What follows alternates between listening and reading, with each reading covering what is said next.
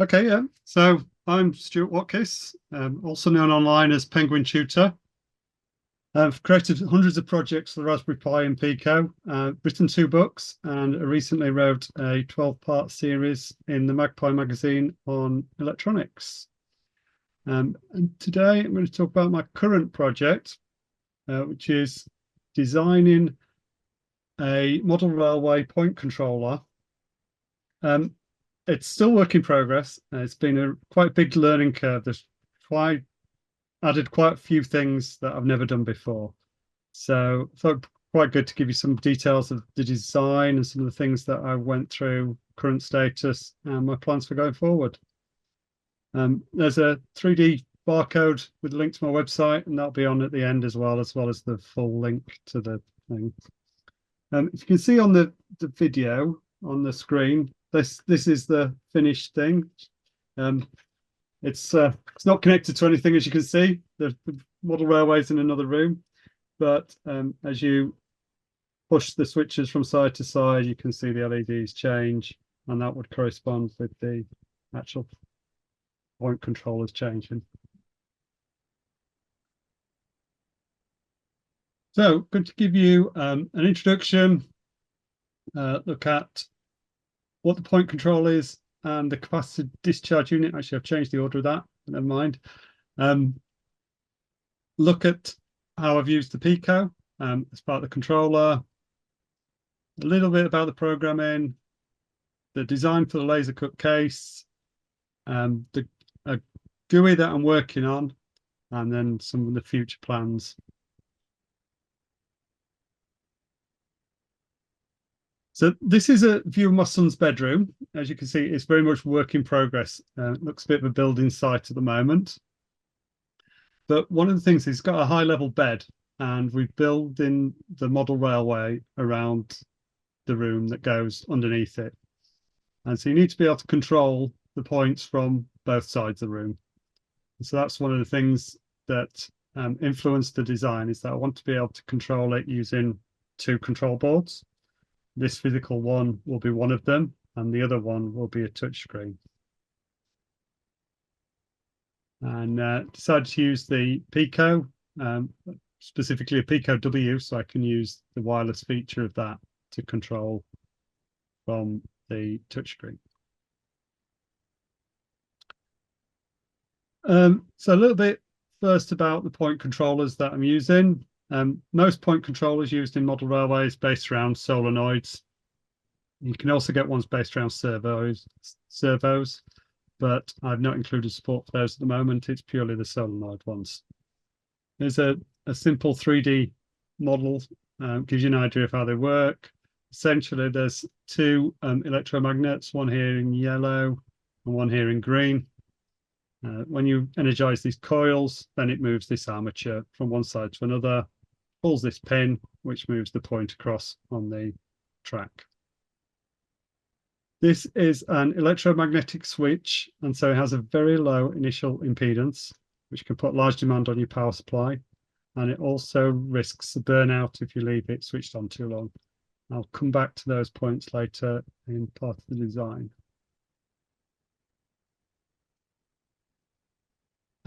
So these are circuit boards, and I actually created 2 separate circuits on separate PCBs. And the reason for this is additional flexibility. So both can be put together inside a control box, which is what I've shown here. But they can also be split. And the idea being that the main PCB could be mounted underneath the baseboard, but then this smaller PCB would go into the controller. So you can have the controller as a separate box, and it uses I2C. So there's only 4 connections needed between the 2 boards.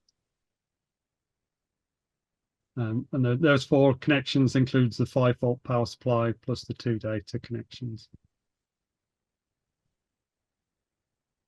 I'm going to briefly cover the various parts of the circuit. It's created using KiCad, using a hierarchical design. So I'll show the different parts over the next few pages. This is the general overview. It just shows you the power coming in and some connections going out. There's the Raspberry Pi Pico.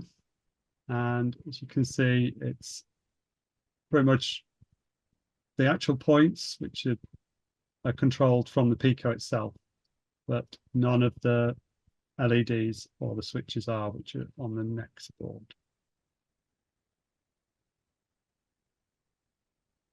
So I've included a 5-volt power supply using a linear 5-volt regulator, and that's used to power the Pico. It's not as efficient as if I used a buck converter, but it's a very simple circuit. You can see there's only 3 components to it essentially.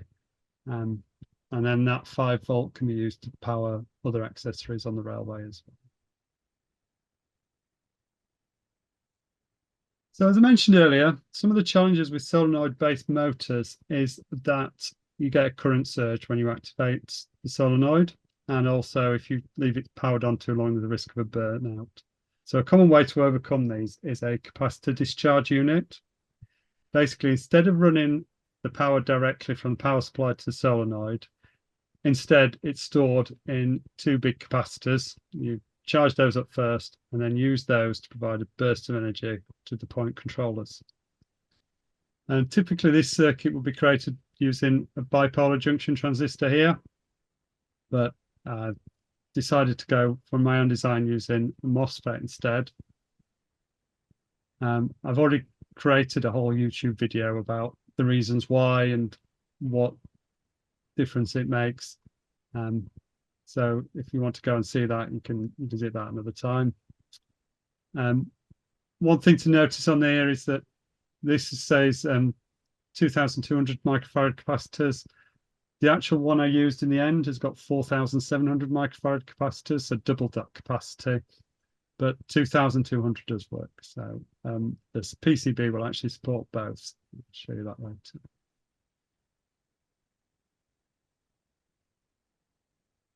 And then this is one pair of the MOSFETs that you use to switch the points. So these point 1A and point 1B, these labels are the signal coming from the Pico. Goes into these MOSFETs and switches these, and these switch either side of that solenoid that we showed earlier.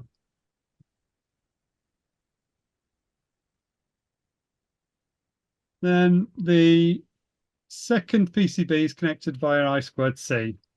Because I've used 5 volts on that, whereas the Pico runs at 3.3 volts, then I've added a voltage level shifter to convert between the two. And that's what this is, 2 little 2N7000 MOSFETs used for that.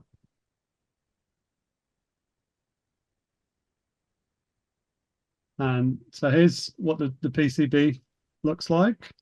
And I'll actually just highlight some of the components and what they do, but it's only approximate, so not necessarily capture everything.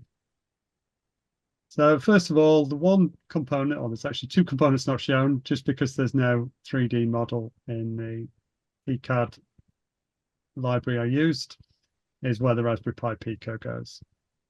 Intended for a Pico W, but the wireless feature can be used for the touchscreen, although you could just use a standard Pico if you didn't need that network connectivity. And I've actually solved this using headers so that I can plug the Pico in and out if I need to. These are the components used for the voltage regulator, which is used to power the Pico and the external PCB. This is the capacitor discharge unit I mentioned. The capacitor footprint here is designed so that there's 2 sets of holes underneath these, so you could put either size capacitor in there. And then these are the MOSFETs used to drive the points with the limiting resistors and the flyback diodes used to protect them against the back EMF. And then finally, these components are used to create the logic level shifter. And there's also a through-hole NeoPixel, which is used to provide a status indicator, and use the NeoPixel so I could have different colors to represent different status. So green means it's up and ready, red means it's powered on but not connected to the wireless, and blue means that there's some network traffic as well.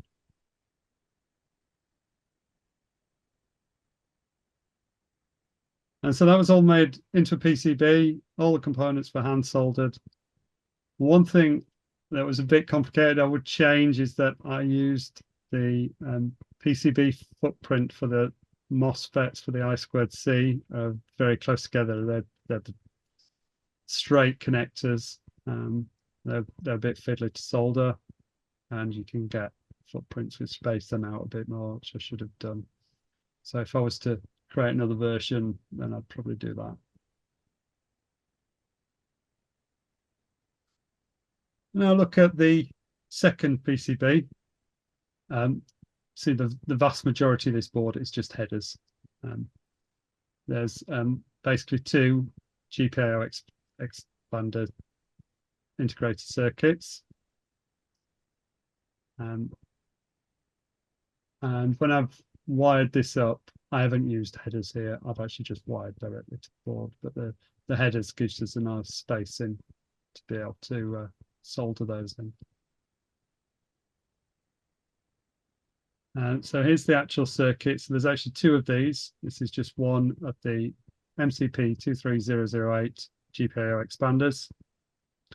And the second one is an exact copy of this. The only difference is it's got a different address, which is configured using by pulling one of these high instead of low. First four pins of the GPIO expander are used for the switches. They're a pair of two-way switches, and then the next four are all for the LEDs.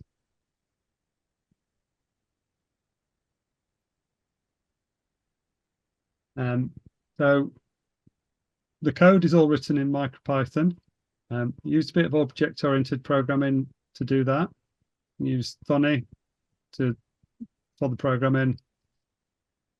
I'm only going to give a very high-level overview here. There's over 1,000 lines of code just in the Pico side without looking at the GUI at all. But there's a few little bits I'll cover to give you some short snippets from the code. So the main program files, main.py is how it has to be saved on the Pico so that it runs automatically. And within this is a web server as well as a main loop which pulls the status of the switches.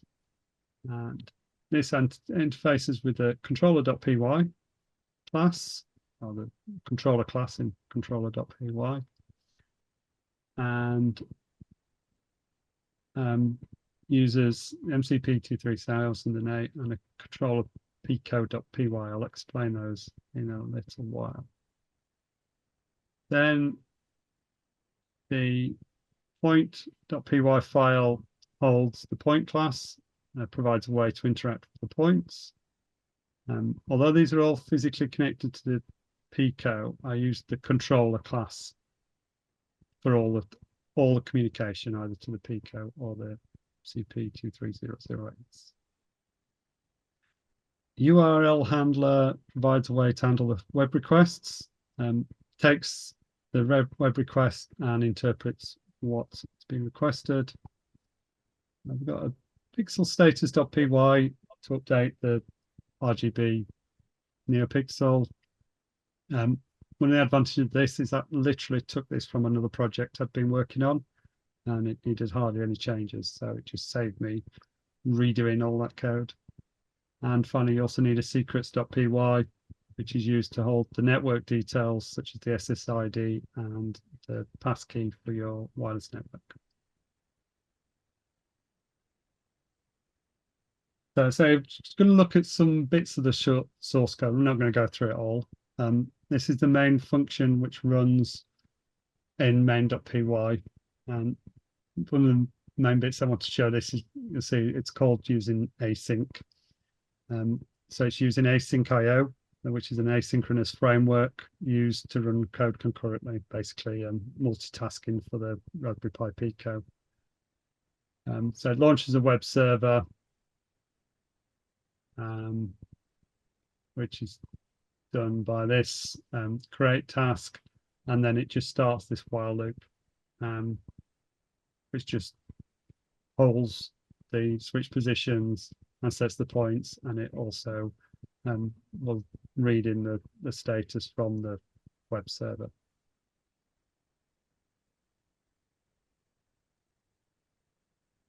So mention controller.py, it effectively, this creates an abstraction from communicating directly with the MCP 23008 GPIO expander and the GPIO pins on the Raspberry Pi Pico. I decided I wanted to have a way of talking to the devices in the same way. So what this controller class does is it gives everything an address, which is a controller on the port. And basically controller 0 is the actual Raspberry Pi Pico itself. Controller number 1 is the first GPIO expander, and controller 2 is the second GPIO expander. And then the port refers to the actual GPIO pin either on the Pico or on the expander. And this makes it really easy to set and get the values of the pins. And simply call the set pin or read pin. So basically, I created these two methods: set pin and get pin. And these, it just takes the address and calls the appropriate controller.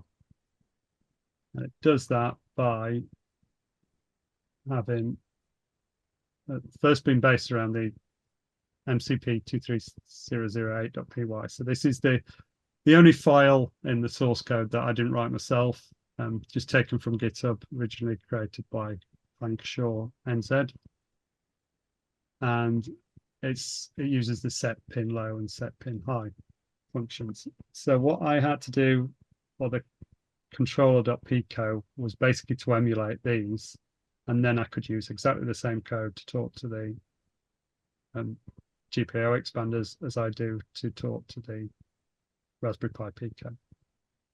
And therefore, this is the code that's actually on the Pico and controller.pico. As you can see, it basically just takes those methods, those functions using exactly the same name as the MCP 23008.py file. Set pin low then just sets the pin on the GPIO on the Pico itself to low and sets to high, as you call it. And doing this means that the rest of the code doesn't need to know whether it's talking to the Pico or the MCP 2003 and 23008. Instead, we just call the appropriate set pin low or set pin high, and using the address, it can figure out where it needs to go.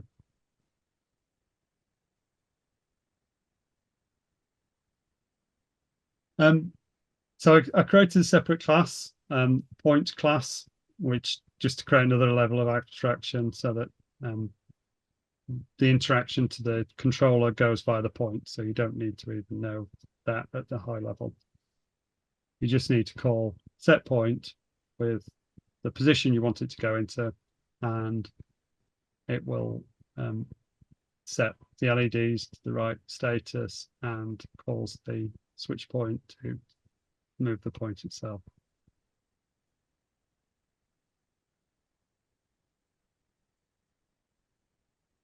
So the URL handler is what's used for the HTTP request. So basically, every time a request comes in to the web server, it calls this. It first tries a change point request. Is this a URL beginning with slash points? And then it's got the position and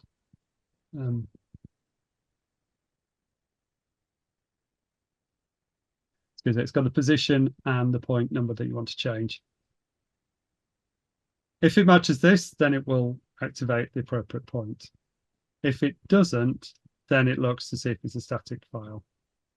And that's held separately. There's a separate list of the static files that it will support. So if you added another file, say another image or anything like that, they would have to be added into the URL handler file.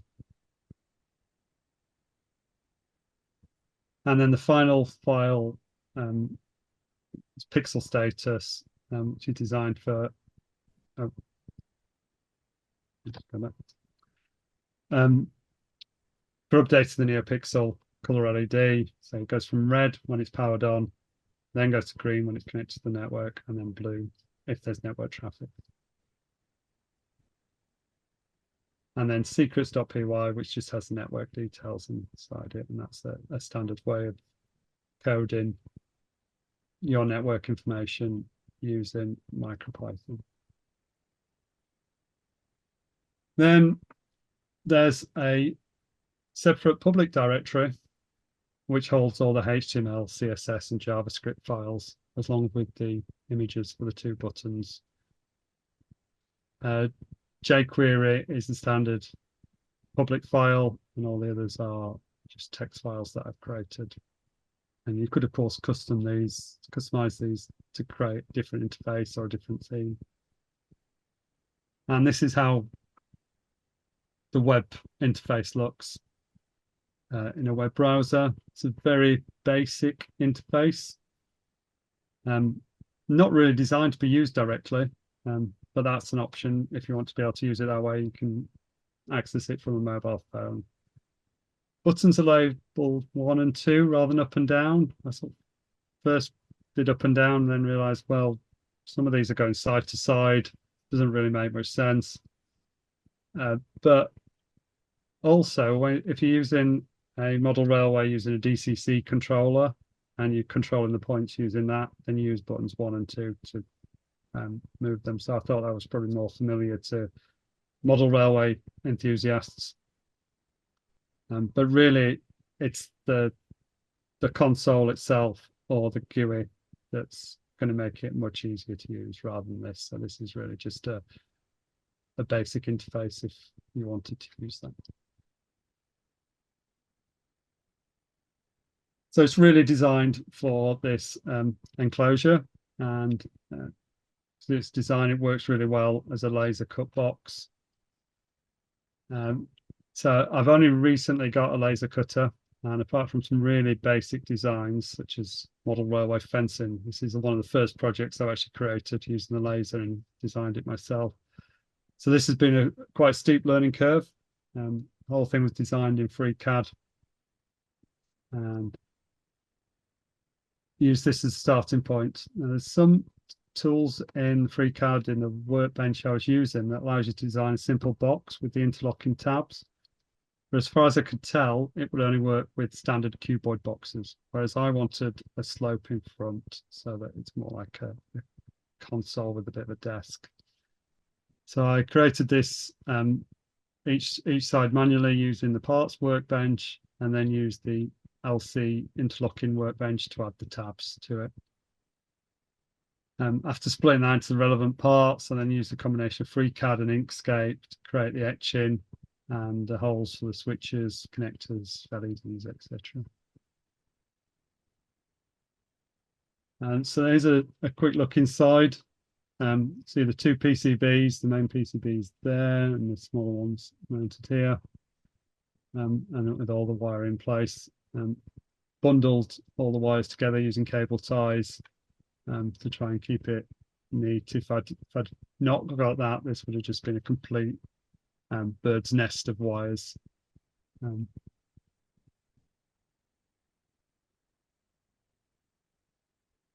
then the next stage is to create a graphical user interface. So the idea of this is this go on a Raspberry Pi touchscreen as a second way of controlling it. And then you literally just touch these points with your finger, and it will flip the direction. This is currently work in progress. This is how it looks so far. It's so that the user interface is more or less designed, but I haven't added the code yet to talk to the Pico. So just a little bit about the graphical interface. So I've created it in Python using PySide 2. It's designed to work with a web interface. So yeah, PySide 2 uses the Qt framework. And then it will use HTTP GET requests basically from that to the web interface. And touchscreen friendly basically means it's designed that most tasks, apart from the initial setup, are designed to use it by just clicking on the big buttons with your finger through a touchscreen rather than having to get a mouse out or do any fiddly pressing. The future plans, first thing is to finish the graphical user interface, to write it up and create some YouTube videos. They're going to go hand in hand with that. I've already started uploading some of the YouTube videos on some of the parts I've done, such as the getting the GPIO extenders working and things like that. But I'll be writing up all the rest of that. And then if you've been looking carefully, you might have spotted there was an OLED display that until now I've not actually mentioned. So that's in the middle of the enclosure. Conveniently not mention that because due to reliability, it's not connected at the moment. But I do hope to add that back into the design.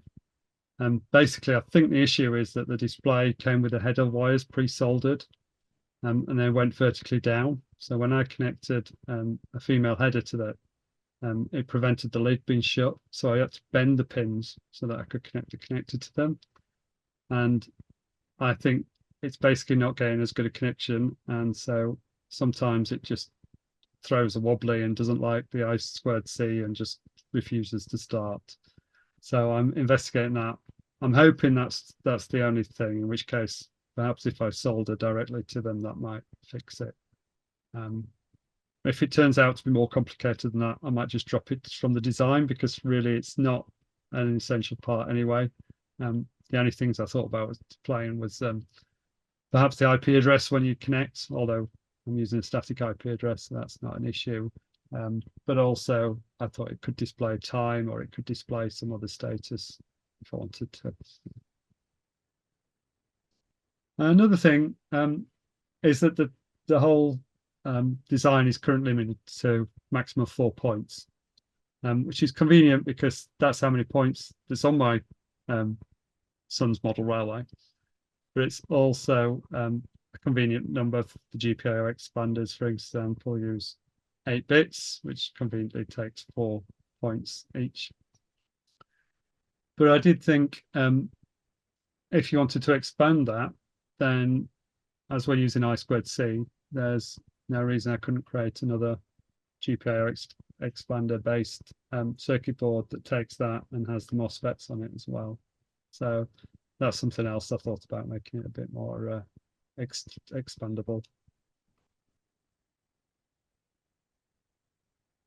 So that's pretty much a very quick overview of the overall project.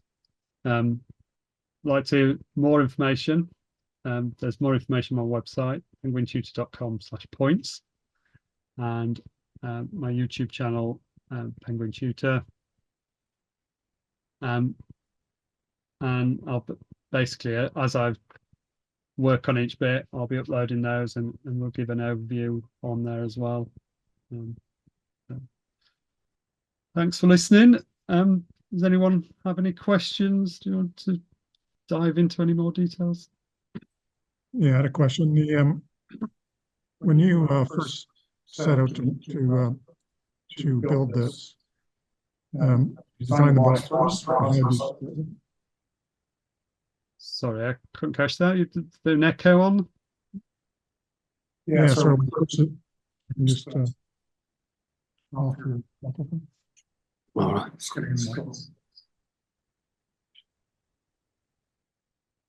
Yeah, okay.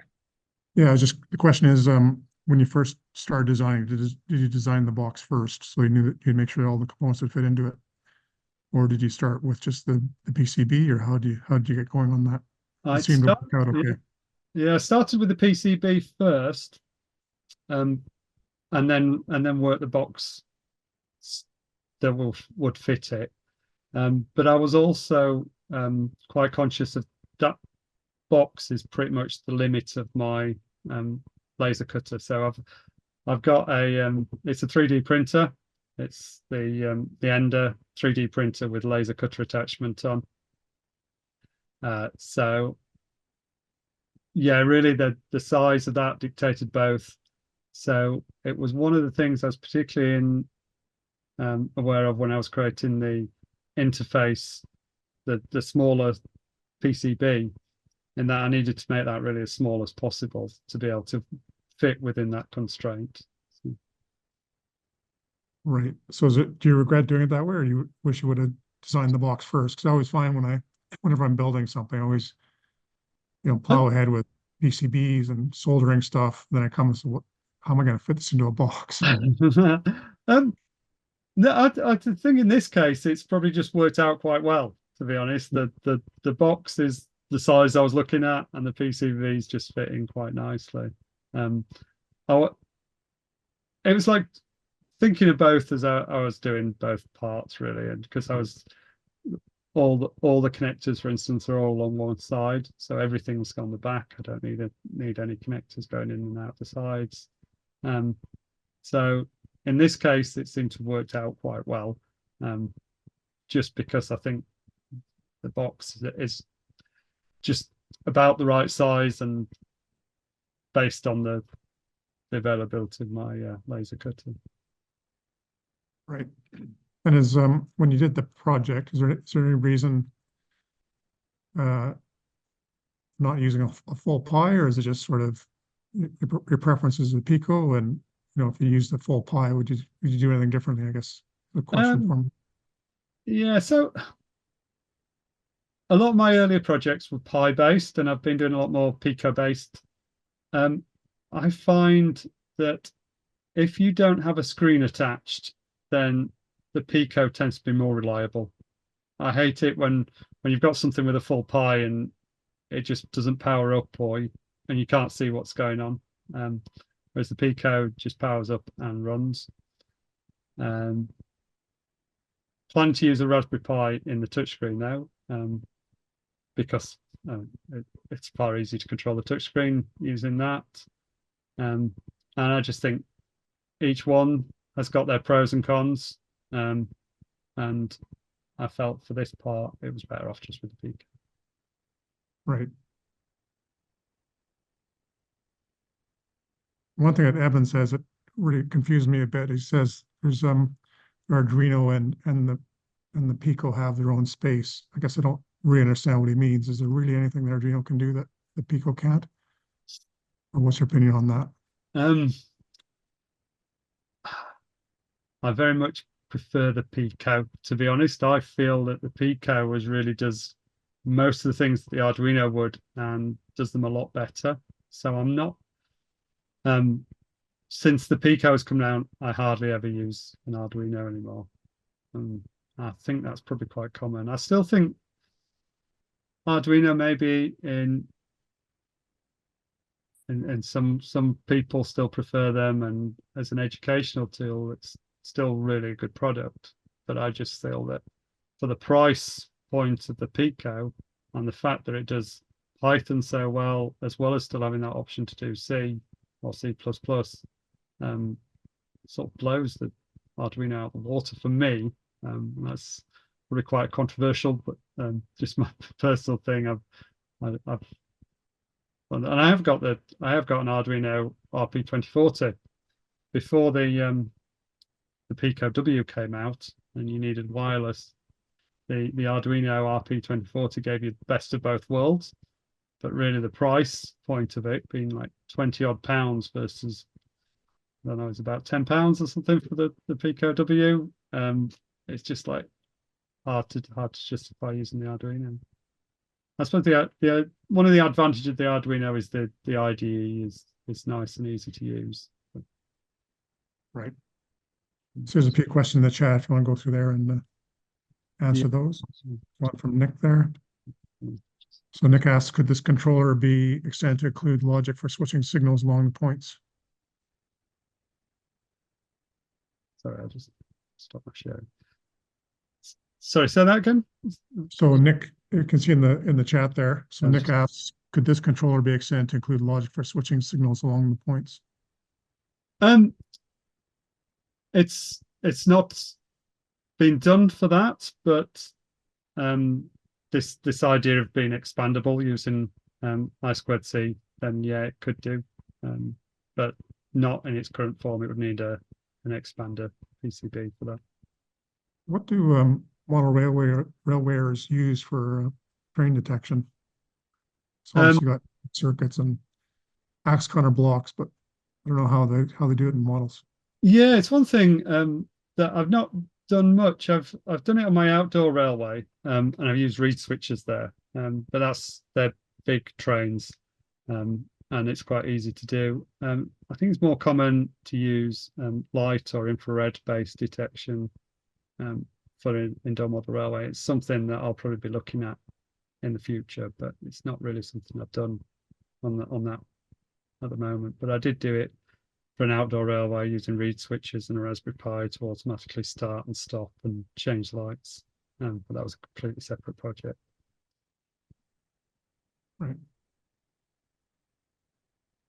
Yeah, so I guess Peter asks, are you planning a train position detector? Which I guess is a similar question. Yeah, eventually. Does he get time playing with his trains? When I've not taken it over to do this, it's actually been like really nagging me to get this over and done with, so that he can plug it in and use his trains. Because at the moment, all the point controls are all wired up, and they're just the wires dangling down. So literally, he's really looking forward to me getting this done. Yeah, so you're going to take over running the underground, which I hope not, because that'd get me out of a job. No, just enjoying the model railways at the moment. So. Is any other questions from anyone? Where do PCBs get made? So they're made in keycard and then made by JLC PCB in China. Oh, okay. So how many did you order? I ordered 5 of each at the moment, which is their minimum order quantity, because I'm thinking about changing the design, or like quite often buy 10 or more and then just don't use them. So especially as I was thinking about redesigning, majority of the cost is in shipping. You might pay like less than a £5 for the PCBs, but then charge £15 to have them shipped to the UK. So yeah. Have you had reactions from other model railways? Not yet. I've just joined a group called MERG, the Model Electronics Railway Group. That I sort of met up, and I went along to my first meeting with them recently, and it's something I'm looking at doing a presentation to them about this as well. So hopefully get some feedback from people that have been around model railways a lot more than me. Whereabouts are you based? I'm in the Midlands, live in Oh. Redditch, not far from Birmingham. Oh. Cool. Cool. Thanks very much. That was very interesting. Okay, thank you. Good job on that. Lots of really nice work on that. Thanks.